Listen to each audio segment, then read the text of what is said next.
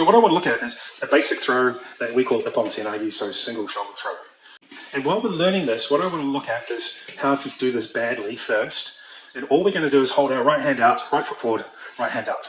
No throwing, no striking, because I'm not looking at how this happens from a fight or a randori. This is just the structure and the balance taking. Let's have a look at where this young man is strong. Where is he strong in terms of his balance at the moment? Going that way, yeah. Yeah, his front leg's forward, he's nice and structured. Yep, and if he dropped his weight into his hips a little bit more, no, don't bend your legs, there. Drop hip and there you go. You're even more stable. So if I try to pull him forward, yeah, he's just got to lock back into his back leg, set his hips, and I can't pull him forward. Common mistake in throwing when we're learning is we try and pull somebody this way, which is the temptation, because the hand's here. I've pushed you or punched you, whatever. Yeah, so if I pull him this way, there is no way I'm going to get that movement forward. He's just going to sit back. Yep. So let's have a look at where he's weakest. For my style, we call this a triangle point. I've heard it called also weak line in other styles as well. So if I want to break his balance, I need to bring him into his weak line where he's not naturally strong. For us, for my style, we draw a line down between his heels and imagine a triangle point. And that's where I'm going to bring his balance. That way. Yep. And that's where for throwing, at the moment, I'm going to bring him. There's a few more tweaks that'll happen within there. So he holds up. So there's no point in me moving it. Yeah, I can kind of move him. But to shift him, what I need to do is actually, I'm going down. There's lots of ways to move him. Yeah, I can roll the shoulder and just bring him through by manipulating his structure. Yep, that's one version. I might actually rock him outside his structure, and then to bring him back round. So I bring him in a bit of a circle around the outside of his foot to bring him into that triangle point. Or I can ignore all of that and then bring his shoulder across his body, bring him forward, which is where we're going with the shoulder throw. Now, what I want you to do is find a partner, smaller, bigger, it doesn't really matter.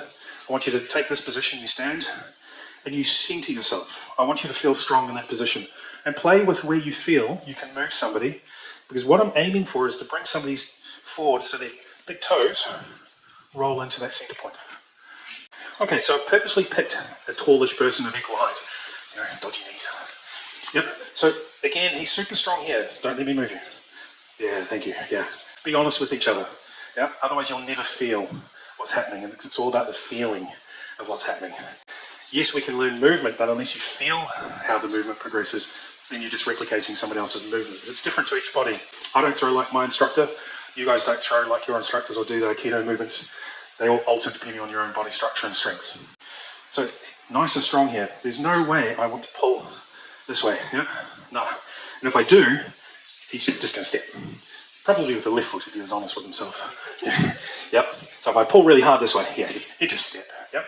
So I want to create that feeling of him coming forward without making him step, while blocking his ability to step. So now we're going to look at we looked at what his body structure is doing, and briefly looked at where I need to take him to break his balance, which is that angle, to his weak line or to his triangle point, depending on your terminology.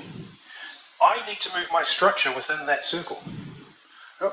So at the moment, I'm just going to leave him there. So I'm going to really break this down. So because we train my style from the punch rather than pushes, yep, I would be doing stuff with my arms, but the important thing is my footwork, my structure. I tend to fight left foot forward. I'm going to step my right foot in, but I don't step straight in or cross my own line to turn into him, because then I've stepped into his strong line. And you'll see I'm blocking at the moment his back leg. I'm blocking his strong line. If I try and throw, he'll come onto me, and then if he bends his knees, he's now countered straight away. So I've given him my structure. Yep. Yes, I can muscle it through and all that, but that's not what we're here to learn today. So what I'm going to do is think about being inside his structure here, because where I need to end up is here for the version of shoulder throw that we do. Yep.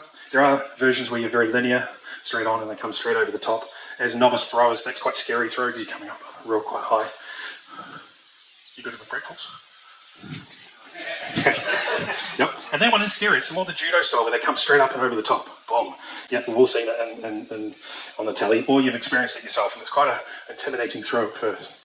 But what I want to look at is a more gentle version as I turn. So my right foot is not going to step into his center. It's actually going to aim to be in line with his heel. Yep.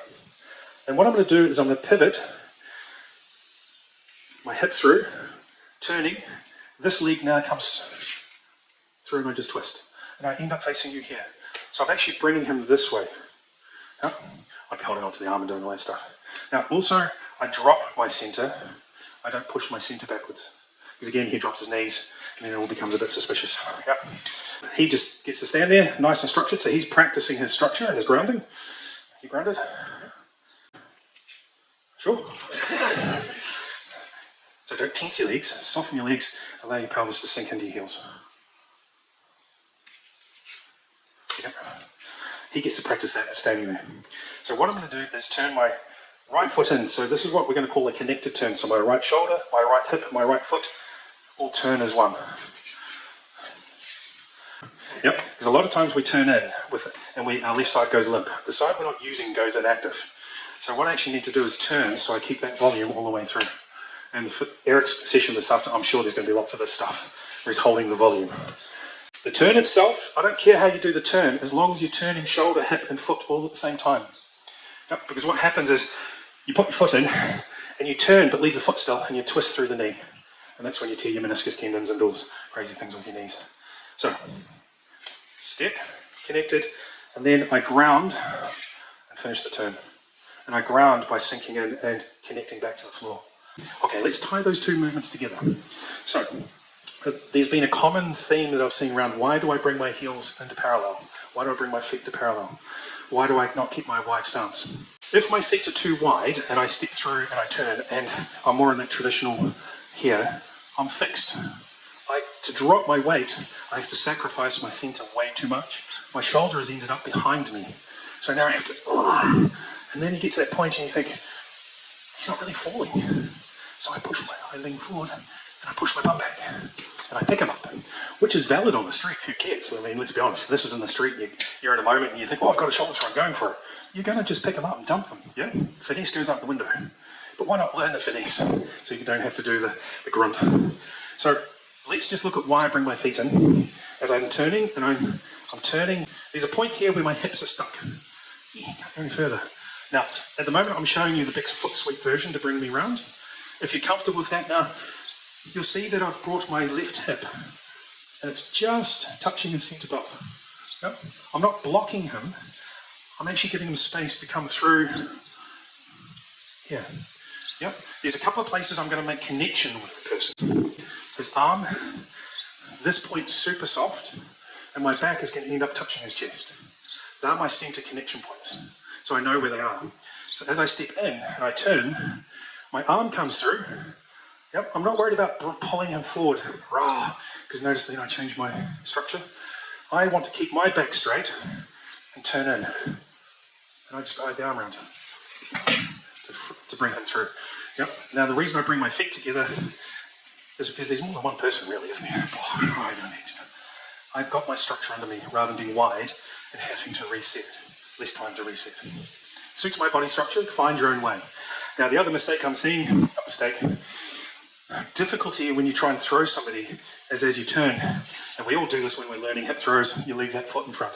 Because you have to turn a lot more than your brain says is common sense, especially if you don't do hip throws a lot. You're not used to putting your back to somebody and it's uncomfortable. But I'm not really putting my back to them. I'm just touching them as they come around. Yep. So now put all that together, and what you're going to do